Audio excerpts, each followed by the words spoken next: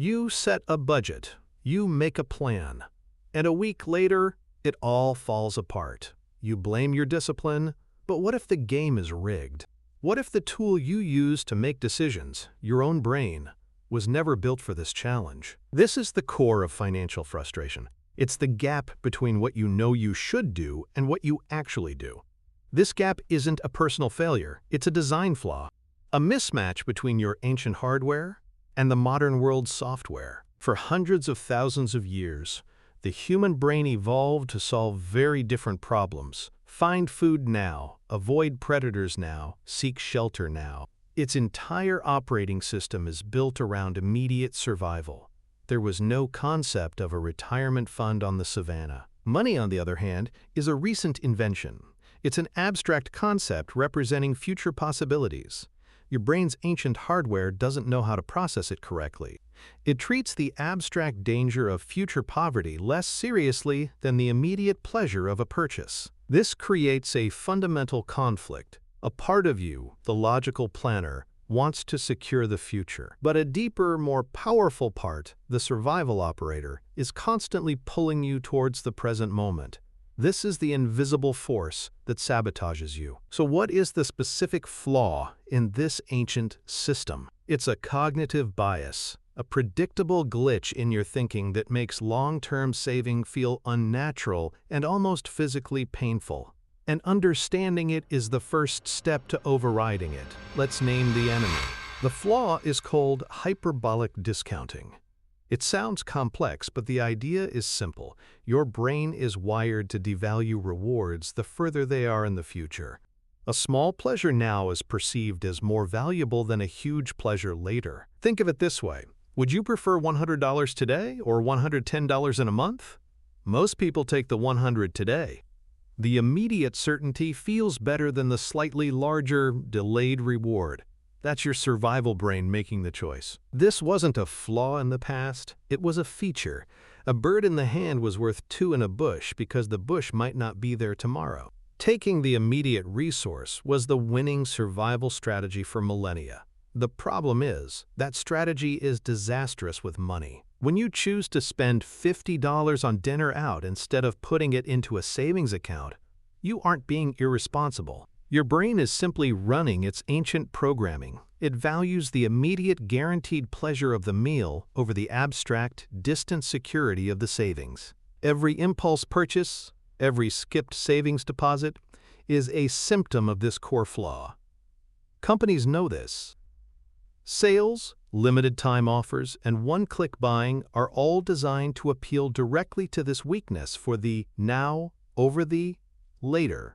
They target your ancient brain, not your logical mind. So we have a brain that overvalues the present. This is the core problem. But it gets worse when we combine it with another powerful cognitive flaw, one that paralyzes our ability to take even small financial risks for big rewards.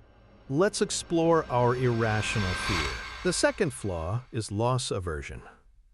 Psychologically, the pain of losing is about twice as powerful as the pleasure of gaining. Losing $100 feels far worse than gaining $100 feels good. This creates a powerful bias toward inaction and avoiding risk. This was another survival advantage.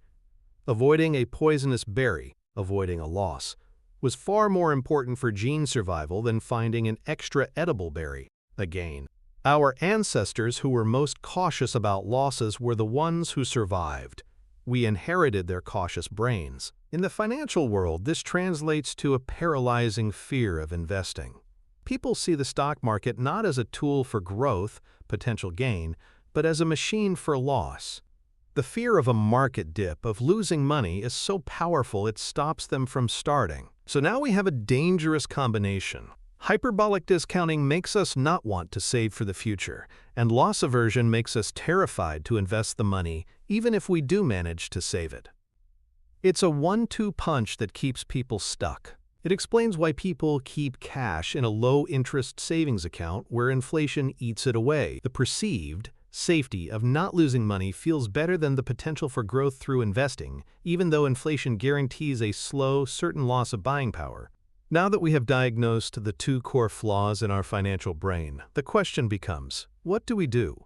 We cannot get a new brain, but we can create systems and mental models that act as an external operating system, overriding these flawed defaults. To counter hyperbolic discounting, you must make the future reward feel more real and the immediate gratification harder to access. The strategy is to increase friction for bad habits and reduce friction for good ones. This is about designing your environment, not just relying on willpower. A practical example is automation. Setting up an automatic transfer to your savings or investment account the day you get paid removes the choice. The money is gone before your brain's instinct to spend it can even activate. You are making your future self the default. Another technique is to visualize your future goal vividly. Instead of an abstract retirement fund, create a specific vision of what that money will buy you. The house by the lake, the travel, the freedom. This gives your brain a tangible now to compete with impulse buys. To counter loss aversion, you must reframe the concept of risk. Keeping your money in cash is not safe. It's a guaranteed loss to inflation. The real risk is not having enough money in the future.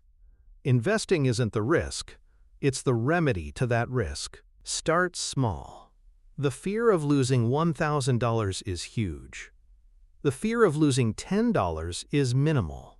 By starting with a tiny, almost insignificant amount, you can get comfortable with market fluctuations and prove to your emotional brain that dips are normal and not catastrophic. These strategies are not about becoming a different person. They are about accepting your brain's design and building a system around it that guides you toward better outcomes. You are the architect of your own financial environment.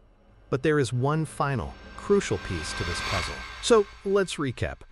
Your struggle with saving and investing is not your fault. It's the predictable result of a brain designed for immediate survival, not for managing abstract wealth. We've identified the two main culprits, our bias for the present and our fear of loss. By understanding these flaws, you take away their power. They are no longer an invisible force controlling you. Now, they are diagnosed conditions you can design systems for. Automation, visualization, and reframing risk are the tools to build that new operating system. This is the true foundation of financial peace. It isn't about finding the hottest stock or a magic budget. It's about understanding your own mind and building a framework that respects its flaws while achieving your goals. This is the shift from fighting yourself to guiding yourself. We've focused heavily on the deep wiring that prioritizes the now. This pull for immediate gratification is perhaps the single biggest obstacle to building wealth. So, what if we could zoom in even further on that specific glitch and learn to write new code for it? That is the next level, moving from diagnosis to targeted treatment. In the video on your screen now, we explore the precise mental models used to overcome the siren call of instant gratification and finally align your daily actions with your long-term ambitions. Click the video on the screen to learn how to rewrite that code. It's the practical step that turns today's knowledge into tomorrow's reality. I'll see you there.